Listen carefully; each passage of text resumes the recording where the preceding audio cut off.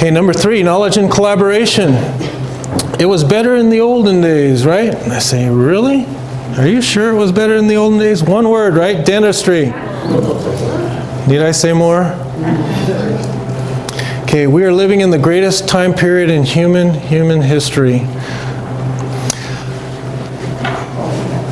Think about it. If you really think about it, nowadays everybody's working for everybody else.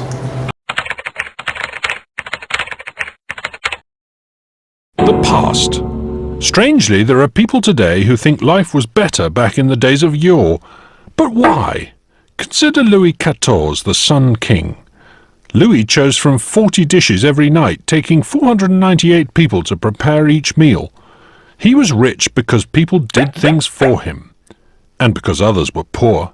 But today's average person can go into a supermarket and buy a fresh, frozen, tinned, smoked or pre-prepared meal made with beef, chicken, pork, lamb, fish, eggs, potatoes, beans, carrots, or he can choose to eat from scores of nearby restaurants, Italian, Chinese, Japanese or Indian, each of which has a team of skilled chefs waiting to serve at less than an hour's notice. Add all this up and you realize that you have far more than 498 servants at your beck and call. Of course, these people work for many other people too, but what's the difference? In a sense, we're all kings now. Exchange and specialization means you no longer have a wick-trimming footman, but a switch that gives you instant light thanks to hard-working people at a grid of distant nuclear power stations. You have no woodcutters to bring you logs for a fire. Instead, you have the operators of gas rigs in Russia bringing you central heating. This is collective intelligence, where everybody is working for everybody else to bring us whatever we need. And that's why things are getting better and better for humankind. So it's time to put the past where it belongs, in the past, and greet the future with rational optimism. Yeah, and that goes not just with food, but with everything that we buy, right? Scott and I couldn't have, in a million years, built these tables, made this carpet, built this room. Everybody's working for everybody else. And the Information Superhighway is, information shared in seconds anywhere around the world. People around the world can improve products faster and faster than ever. Right? I shared this back in 2015. This was the 2014 numbers. Internet use tops 3 billion. 42% of people had access to the internet. I said, well, there's room for improvement there, right? Even though there's 42%. Well, last year it got up to 50%. But there's still a lot of room for improvement. The world is getting smarter, as these tools connect us. So check this out. This guy came up with a great idea to make the world a smaller place. I came up with the idea for a translator when I met a French girl. Elodie, put this in your ear. Je mets ça dans mon oreille? Yeah, put it in your ear. Comme ça? Yeah. Okay. Can you hear me in French? Pouvez-vous me entendre en français? Ah oui! Je peux t'entendre parler français? Mais c'est Yes, génial. I can hear you talk French. Attends, comment ça se fait? But this is awesome. But how you do it? This little wearable uses translation technology to allow two people to speak different languages, but still clearly understand each other. It's the dream, A life untethered, free of language barriers. It's just that it's no longer a dream anymore. It's real. Isn't that awesome? Yeah. And it's happening now. See, all these little things happen behind the scenes in a free market capitalist system all around the world, and we have no idea about some of the things that are going to be coming up. So we have to remember that when we see all the bad news going on. I happen to think this guy did it so he can get a date with that girl. But who knows?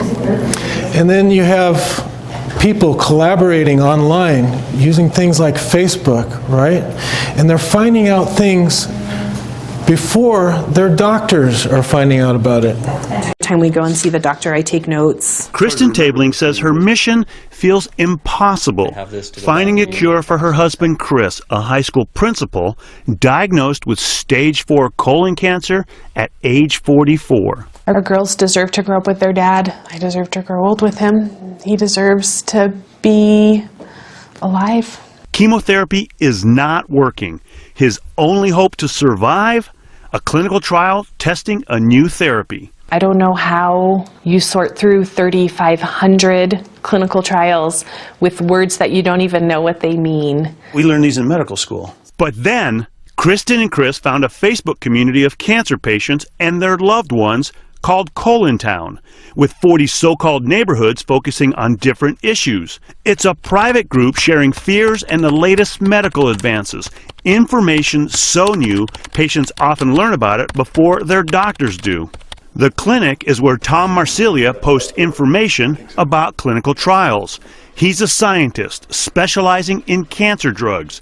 He's also a stage 4 colon cancer patient himself. They can get information even a month sooner than by another means. It could be a life or death impact. Thanks to the clinic, Chris is about to start a clinical trial he never would have found on his own. And his wife has the support of the 2,500 members of Colon Town. I can get online and someone's there to talk to me, to listen to me, to tell me that I'm not alone, that we're going to be okay. Patients banding together online to create their own cancer moonshot. Dr. John Torres, NBC News, Colorado Springs. Isn't that awesome? And could you have done this 15 years ago? No, absolutely not. So through the financial crisis that we went through, things like this were being developed. It never stops. Global collaboration is in an instant. Wealth creation starts with an idea and mutates with collaboration, right? So, and the thing is, once we get this information, once we know this information, it's there. It's never going away. Once we know, we can't unknow.